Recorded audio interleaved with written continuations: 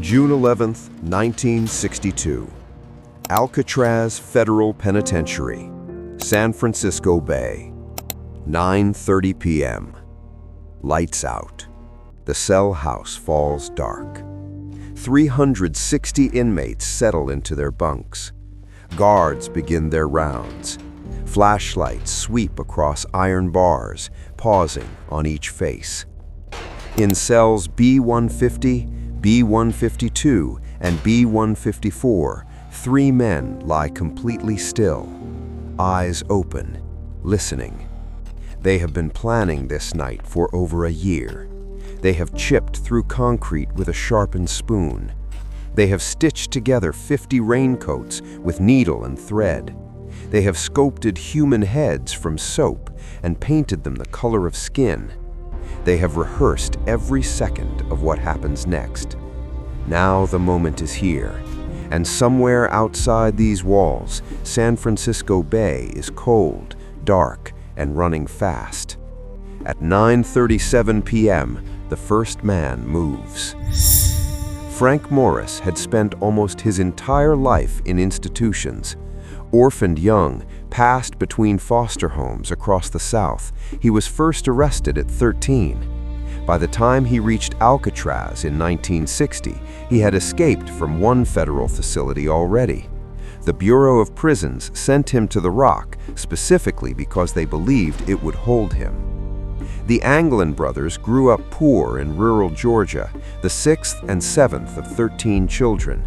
As kids, they worked the fields with their family and learned to swim in the icy waters of Lake Michigan during harvest migrations north, sometimes crossing open water in the dark to steal fruit from orchards on the far shore. Cold water, distance, risk. These things were not abstract to them. They had grown up with all three. The fourth man in the conspiracy was Alan West, housed in cell B-156. West had recruited Morris into the plan and done much of the early groundwork, but on the night itself, his ventilation grate wouldn't give. He clawed at the concrete in silence as the others moved on without him. He would be the one left behind, the one who talked. But that is getting ahead of things. First, the plan itself, and the plan was unlike anything American corrections had ever seen. The ventilation grates at the back of each cell were 6 inches by 9 inches, roughly the size of a hardback book. They were bolted into concrete that had been crumbling for 20 years, eaten by salt air and Pacific moisture. Morris recognized this immediately. The concrete wasn't solid, it was failing. Using a sharpened spoon handle as a chisel and a crude rotary drill fashioned from a motor stolen out of a prison vacuum cleaner, the men began cutting. Every session lasted only as long as music hour, a scheduled block each evening when inmates play instruments in their cells. The sound masked the grinding. The moment music hour ended, tools vanished and false wall panels slid back into place. The false panels themselves were built from cardboard and soap, painted with a mix of concrete dust and water to match the cell walls exactly. Each evening when the guards came around, they saw an unbroken wall. Every morning, the work continued. The life preservers were next. More than 50 raincoats were quietly collected from other inmates, traded for commissary goods, borrowed under false pretenses, occasionally stolen outright. The coats were cut into sections and stitched together, then vulcanized, heat-sealed, using the steam from the cell radiators. The result was a crude but functional inflatable vest. They tested them in the cell sinks, pushing the air chambers underwater. They held. The raft was built from the same material, roughly 6 feet wide and 14 feet long when fully laid out. It was folded and hidden inside a prison corridor above the cell block ceiling for weeks. They inflated test sections using a concertina, a small accordion-like instrument. It held. And then there were the heads. This, more than anything, is what still unsettles people who study the case. These men made faces. They mixed soap shavings, toothpaste, and concrete powder into a moldable paste. They shaped it over wire armatures into rough human heads, the right proportions, the right weight. They painted them with flesh-toned paint lifted from the prison's arts and crafts program. They added real human hair, collected patiently from the barbershop floor over months. They put them on pillows facing the wall, the way a sleeping man faces the wall. Morris went first. He slid his false wall panel aside, folded himself through the ventilation hole, and entered the utility corridor behind the cells, a narrow shaft barely wide enough for a man's shoulders, running the full height of the building. John and Clarence Anglin followed within minutes. Alan West did not follow. His vent wouldn't move. He had reinforced the false panel too well during the final days, and now it was stuck fast. He tore at the edges, pressed his palms flat against the concrete, pushed until his arms shook. The others were already gone. The utility corridor connected to a roof access duct at the top. Morris had scoped it months earlier.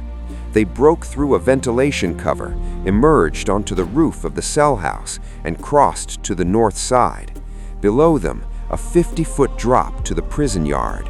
Across the yard, the outer fence. Beyond the fence, the bay. They used a length of rope braided from electrical cord and plumbing pipe to lower themselves down the exterior wall.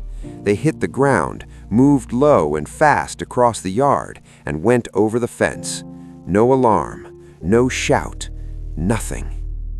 At the rocky northern shore of Alcatraz Island, they retrieved the raft from where they had stashed it in the days before. They inflated it. They pulled on the life preservers. They looked at the water, black, fast, cold. And then they pushed off. The head rolled off the pillow and hit the concrete floor.